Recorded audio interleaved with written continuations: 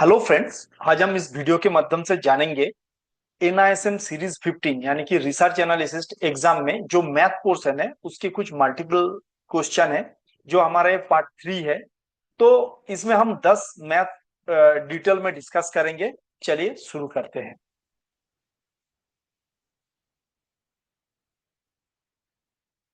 Question number 1 क्या है? The price to book value ratio of a company is 12 and the book value is 7।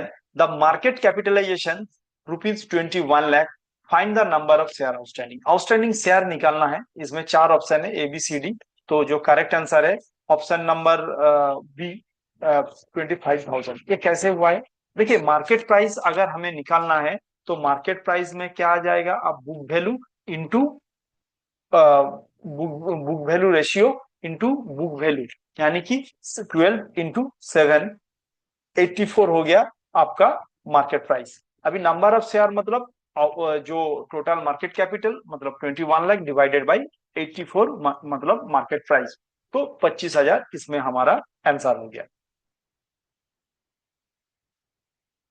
Question number 2 में क्या बोल रहा है? A company paid a dividend 25% on face value of ₹5, यानी कि ₹5 का जो 25% है ये डिविडेंड पे आउट कर रहा है company. The market price of the share, market price ₹70। The dividend pay out ratio, dividend pay out ratio 80%। Calculate the earning yield. तो इसका ऑप्शन 4 है। इनमें से जो करेक्ट आंसर है 2.23%, यानी कि ऑप्शन नंबर ए। तो इनमें से क्या बोलता है? एक्सप्लेनेशन क्या है? एक्सप्लेनेशन हम देखेंगे। डिविडेंड पहले हम देखेंगे। जो डिविडेंड निकालना है, हमें डिविडेंड निकालना है मतलब 25%, 25% ऑफ ₹5, तो 1.25 इसका निकल गया जो डिविडेंड। अभी dividend pay out ratio, dividend pay out ratio, इधर डिविडेंड पे आउट रेशियो देखिए, इधर डिविडेंड पे आउट रेशियो दे दिया हमारा 80%। तो डिविडेंड पे आउट रेशियो क्या होता है? 1.25 मतलब dividend by EPS. Dividend by EPS होता है डिविडेंड पे आउट रेशियो। अभी डिविडेंड हमें मिल गया, डिविडेंड पे आउट रेशियो मिल गया, ईपीएस नहीं मिला। तो ईपीएस निकालने के लिए हमें क्या हो जाएगा? 1.25 divided by dividend pay out ratio का 80%, यानी कि 0.08, 1.56। समझ में आ गया? तो अर्निंग यील्ड निकालना है जो हमें इसमें निकालने के लिए बताया।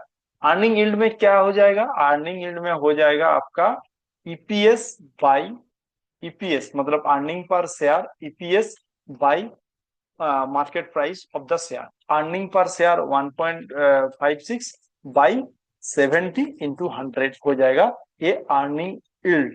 तो ये 2.23% अर्निंग यील्ड। अभी आपको इसमें और एक चीज मैं क्लियर कर देता हूं। अभी बताया अर्निंग यील्ड, ये परसेंटेज होगा या नॉर्मल होगा ये हमें समझ में नहीं आ रहा है, क्योंकि अभी इसमें 100 निकाल के तो परसेंटेज निकाला गया ना। अगर 100 नहीं होता तब तो परसेंटेज नहीं। तो इसमें से आपको मैं एक चीज क्लियर कर देता हूँ। देखिए ऑप्शन में ना चारों के चारों परसेंटेज ही है, उन पे क्लियर नहीं है ये अर्निंग यील्ड कितना परसेंट। जनरली परसेंटेज में ही होता है अर्निंग यील्ड, लेकिन किसी किसी को समझ में नहीं आया भाई इसमें परसेंटेज लगाना है नहीं लगाना है। तो पहले से ही हमारा ये जो परसेंटेज है इसका मतलब हमारा आंसर परसेंटेज में आएगा। तो ये 100 कैलकुलेट करके 2.23, यानी कि इसका जो है option number A the correct answer. Question number 3. Mr. Pranab purchased 500 shares of face value ₹2 of a company at ₹60,000. The company declare 100% dividend. Calculate the dividend yield on the value invested in this share.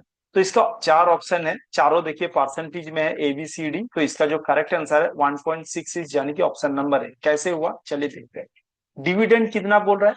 Dividend है 500 share ₹2 करके clear कर दिया है dividend, यानी कि 1000 में निकल गया। डिविडेंड यील्ड अगर निकालना है तो हमें इसमें क्या करना पड़ेगा? 1000 मतलब ये 1000 क्या हो गया? टोटल डिविडेंड 500 शेयर में टोटल डिविडेंड। और 60,000 क्या बोल दिया? 60,000 के ऊपर एक ऑफ ए कंपनी ₹60,000 इन्होंने इन्वेस्ट किया कितना? फेस वैल्यू 2 रुपया के ऊपर है, अभी डिविडेंड हो गया 2 रुपया करके, dividend sorry face value into 500 share, तो 500 शेयर इंटू फेस वैल्यू मिला के तो हमारा डिविडेंड निकल गया। अभी 60,000 उसका है, कंपनी एट 60,000 प्रणब परचेज किया, टोटल 60,000 में, तो इसका टोटल 60,000 दिया हुआ है, तो 1,000 डिवाइडेड बाई 60,000 इंटू 100, 100 हो जाएगा 1.66%, क्योंकि बोला था कंपनी डिक्लेयर 100% डिविडेंड। 100% डिविडेंड इसका मतलब हो गया है जो फेस वैल्यू है पूरा फेस वैल्यू का 100% ही है डिविडेंड, ठीक है ना। तो a dividend yield on the value invested in this share, तो इसका मतलब ये जो, तो यहीं पे क्या हुआ, जो 60,000 हो गया, 60,000 यानी कि ये 60,000 का टोटल इन्वेस्टमेंट हो गया, तो 60,000 का जो डिविडेंड मिला है ये कितना परसेंटेज मिला है, डिविडेंड ये वाला डिविडेंड यील्ड का जो है मेन है कि इन्वेस्ट, ये देखिए जो वैल्यू ऑफ इन्वेस्टेड वैल्यू का कितना परसेंटेज, ये आपको समझना पड़ेगा। देखिए द इबिट परसेंटेज यानी कि earning before income and tax of a business is 50% with EBIT level of rupees 2 lakh. The net profit margin of this company is 20%. Number of share outstanding are 20,000. Calculate earning per share EPS.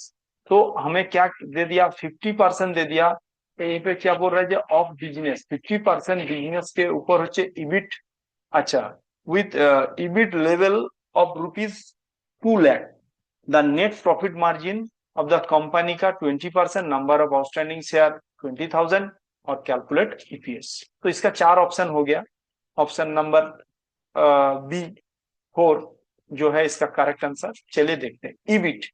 EBIT का क्या बोला है, EBIT हो गया 2 लाख। 2 लाख मतलब इसका जो total level of rupees 2 lakh जो दिया है बिजनेस का, इसका 50% ऑफ सेल, तो सेल्स इज इक्वल टू हो जाएगा इसका 50% ऑफ सेल का ईबिट है। इसमें थोड़ा सा देखिए आप क्या कर देंगे, नहीं तो 2 लाख का 50% मतलब 1 लाख हो जाएगा। यहीं पे क्या बोल रहा है, the EBIT percentage earning before income tax of A business is 50% with EBIT level of rupees 2 lakh. 2 lakh जो है ईबिट रुपीज 2 लाख जो अगर है, ईबिट हो जाएगा 2 लाख का, सेल्स इज इक्वल टू हो जाएगा 4 लाख, यानी कि सेल्स का ऊपर 2 लाख जो हो जाएगा, तो 2 लाख हो जाएगा ईबिट। तो यहीं पे नेट प्रॉफिट क्या हो जाएगा, तो सेल्स के ऊपर नेट प्रॉफिट होगा 80,000 आपका हो जाएगा, इसमें 80,000 क्या हो जाएगा, 80,000 हो जाएगा आपका टोटल नेट प्रॉफिट। ईपीएस क्या हो जाएगा, नेट प्रॉफिट जो होगा divided by number of share, तो 4 रुपया हो जाएगा इसका ईपीएस अर्निंग पर शेयर। हमें अर्निंग पर शेयर निकालना है। चले थोड़ा सा यहीं पे घुमा के रखा है, फिर भी दोबारा मैं रिपीट कर देता हूं। द ईबिट परसेंटेज यानी कि earning before income and tax of A business is 50% with EBIT level of rupees 2 lakh, यानी कि 50% ईबिट हो जाएगा, सेल्स के ऊपर 50% ही ईबिट होगा, तो सेल्स तुरंत हो जाएगा 50% ऑफ सेल्स, ये हो जाएगा ईबिट और सेल्स आ जाएगा 4 लाख, इसका मतलब 4 लाख हो गया। तो नेट प्रॉफिट हो जाएगा 20% of net profit margin of this company 20%, मतलब ये है 20%, टोटल जो सेल हुआ था उसका 4 लाख का 20%, 80,000 हो जाएगा प्रॉफिट। ईपीएस हो जाएगा profit divided by number of share, यानी कि ये हो जाएगा 4 रुपीज 4 हो जाएगा इसका correct answer. Okay, question number 5। A company has a net worth rupees 3 lakh and debt of rupees 2 lakh. The market capitalization is rupees 60 lakhs and the ROCE is rupees 35%. Calculate the price to book value ratio. हमें निकालना है price to book value ratio. Next क्या है, तो इसका जो 4 option है, option देख लेते हैं। 1 ABCD है, तो इसका करेक्ट आंसर है 2, यानी कि option B.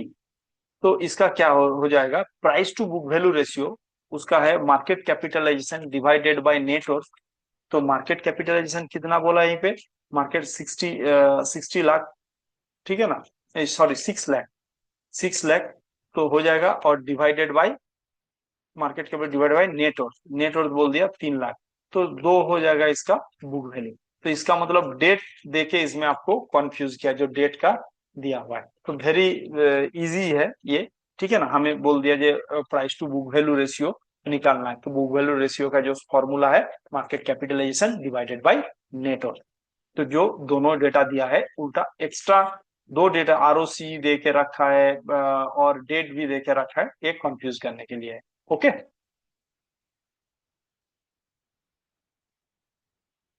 Question number 6. The average EV by EBIT ratio in an industry 8.0x बोला है। PQR Limited, नाम क्या है, PQR Limited reported on EBIT of rupees 100 crore and it has net cash 65 crore. Which of these is the closest to fair value of the company equity?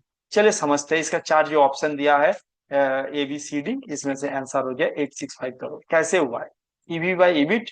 अभी EV अगर हमें निकालना है तो ईवी बाई इबिट रेशियो क्या दे दिया है, 8.0, 8.0 into 100, मतलब 8.0 इंटू 100 ईवी अगर निकालना है तो 800 करोड़ ईवी हो जाएगा। ठीक है, 800 करोड़, क्यों, इधर ईबिट का दे दिया है, 100 दिया हुआ है, ठीक है ना। रिपोर्टेड ईबिट है 100 CR, तो 100 CR अगर हो जाएगा 8.0 देके रखा है उसके साथ, तो 800 करोड़ हो जाएगा ईबी। तो हमें फेयर वैल्यू अगर निकालना है तो ईवी 800 करोड़ हो गया, plus net cash, net cash कितना था, 65 CR, 65 CR नेट कैश पहले ही वाला दिया, तो फेयर वैल्यू क्या हो जाएगा, ईवी मैंने intrinsic value, sorry enterprise value, enterprise value निकल गया, एंटरप्राइज वैल्यू अगर निकल गया तो एंटरप्राइज वैल्यू का हो जाएगा हमारा plus net cash, net cash उसके साथ ऐड हो जाता है तो 865 हो जाएगा आंसर, यानी कि हमारा जो ऑप्शन है ए इसका करेक्ट आंसर। क्वेश्चन नंबर 7, चलिए देखते हैं। The sales of a company was 4 lakh and the cost of goods sold were 20% of sales. Operating expenses and depreciation were 96,000. The interest expenses were 40,000.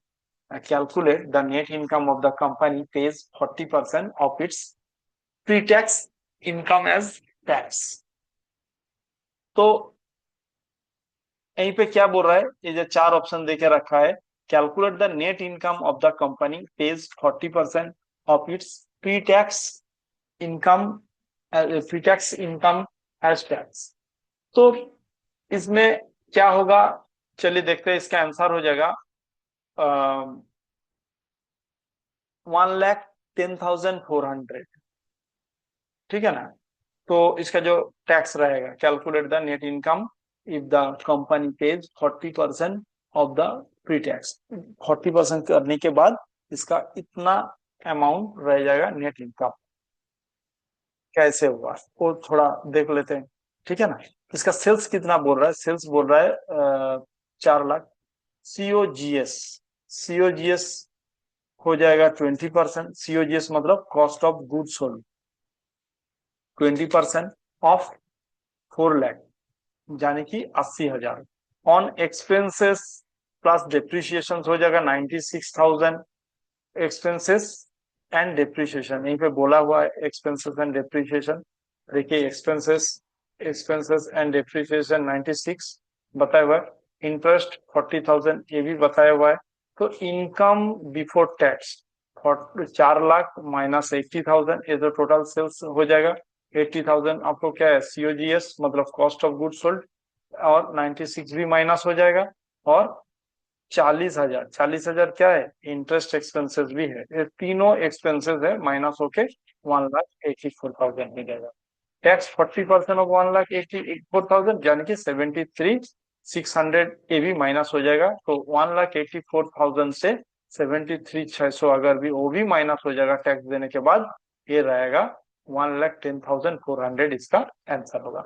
तो दोस्तों नेक्स्ट क्वेश्चन बताने से पहले मैं आपको बताना चाहता हूँ कि देखिए, अगर आपको मतलब NISM 15 सीरीज को इजीली पास करना है तो आपको मॉक टेस्ट का प्रैक्टिस करना बहुत ही जरूरी है। ये मॉक टेस्ट प्रैक्टिस कहाँ से होगा?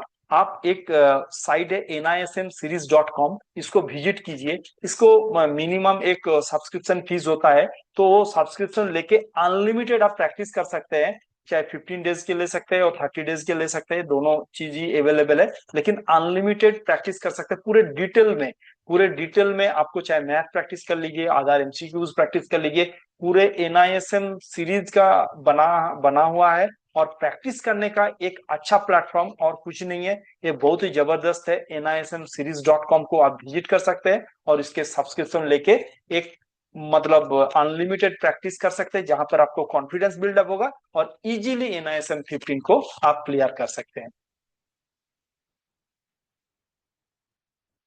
क्वेश्चन नंबर 8 देखते हैं।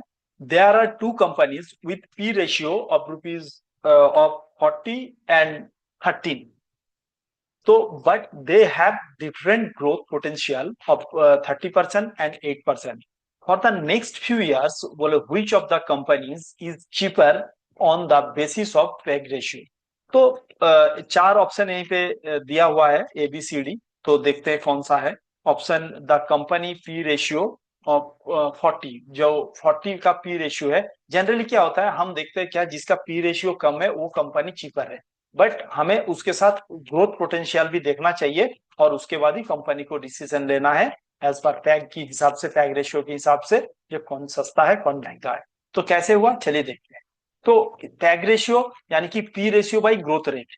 तो पैग रेशियो का जो फॉर्मूला है P ratio by growth rate, यहीं पे हम देख पा रहे हैं। तो peg ratio of the first company 40/30 यानी कि 1.33, और peg ratio by second company 13/8 यानी कि 13 हो गया उसका P रेशियो, और 8% उसका ग्रोथ, तो ग्रोथ पोटेंशियल, तो यानी कि 1.62।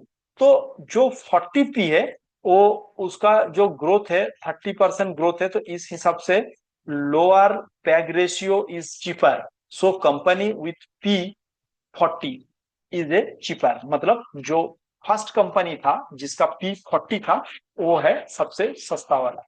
तो हमें option number B, the company with P ratio of 40 is the correct answer. Question number 9. The formula of calculating growth adjusted price to earning ratio, PAG ratio is कौन सा है? अभी इसमें जबरदस्त एक क्वेश्चन है, इसका फॉर्मूला ही पूछ लिया है। तो चलिए फॉर्मूला को जानते हैं, क्या है इसका फॉर्मूला। तो पहले तो फॉर्मूला है जे current price of stock by earning per share by growth rate. इसमें पैग रेशियो, अर्निंग रेशियो, क्या बोल रहा था, formula of calculating growth adjusted price to earning ratio, price to earning ratio यानी कि पैग रेशियो इज, क्या बोला, current price of a stock by earning per share by growth rate. तो कैसे है मैं थोड़ा बता देता हूँ। Growth adjusted price to earning ratio यानी कि पैग, पैग रेशियो होता है करंट प्राइस, मार्केट प्राइस जो रहेगा स्टॉक का, by earning per share by growth rate. Question number 10, the type of security that has features of both debt and equity share is are. देखिए यही पे math के साथ एक लास्ट में क्वेश्चन दे दिया है। ये क्वेश्चन बहुत ही इंपॉर्टेंट, बार बार रिपीटेड आते रहता है NISM 15 में। तो एक क्वेश्चन का क्या है, इसमें चार ऑप्शन दे दिया। जो देखिए, the type of security that has features of both debt और इक्विटी के माफिक शेयर होगा, ये कौन सा शेयर है इसमें से? तो ऑप्शन कौन सा correct answer? Preference share, option number A. क्यों है मैं बताता हूँ। Preference share combine features of both debt and equity, ये डेट और इक्विटी के कॉम्बाइंड शेयर होता है, ठीक है ना, मतलब कॉम्बाइंड शेयर टाइप होता है। दे प्रोवाइडेड फिक्स डिविडेंड, इसमें डिविडेंड फिक्स दिया जाता है, ये सिमिलर टू डेट के हिसाब से, जैसे डेट में इंटरेस्ट दिया जाता है, ठीक है ना, इस तरीके से डिविडेंड का जो है फिक्स डिविडेंड दिया जाता है। एंड पार्शियल ओनरशिप, इक्विटी के माफिक ओनरशिप भी मिलता है, इसमें सब बराबर है। बट बट इसमें वोटिंग राइट नहीं मिलता। जो नॉर्मल इक्विटी में वोटिंग राइट आपको मिलता है, तो इक्विटी शेयर होल्डर को, तो इसमें प्रेफरेंस शेयर होल्डर को वोटिंग राइट नहीं मिलता, जो एक नॉर्मल शेयर होल्डर और प्रेफरेंस शेयर होल्डर में खास करके यही डिफरेंस। तो दोस्तों, अगर आपको इस वीडियो अच्छा लगा तो प्लीज लाइक और शेयर जरूर करें, और आप nismseries.com को विजिट करना ना भूलें, क्योंकि आप जितने ज्यादा प्रैक्टिस करेंगे मॉक टेस्ट का, उतना ही आपका कॉन्फिडेंस बिल्डअप होंगे और आप इजीली NISM 15 को क्रैक कर सकते हैं। तो अगर आपको कॉन्फिडेंस बिल्डअप करना है तो ज्यादा से ज्यादा अनलिमिटेड आपको मॉक टेस्ट को प्रैक्टिस करना पड़ेगा, जो nismseries.com आपको देते हैं। एक 15 डेज या 30 डेज का सब्सक्रिप्शन लेके आप, बहुत ही कम चार्जेस होते हैं, तो लेके अनलिमिटेड आप प्रैक्टिस कर सकते हैं। तो दोस्तों, आपको इस वीडियो देखने के लिए बहुत बहुत धन्यवाद। Thank you very much. जय हिंद।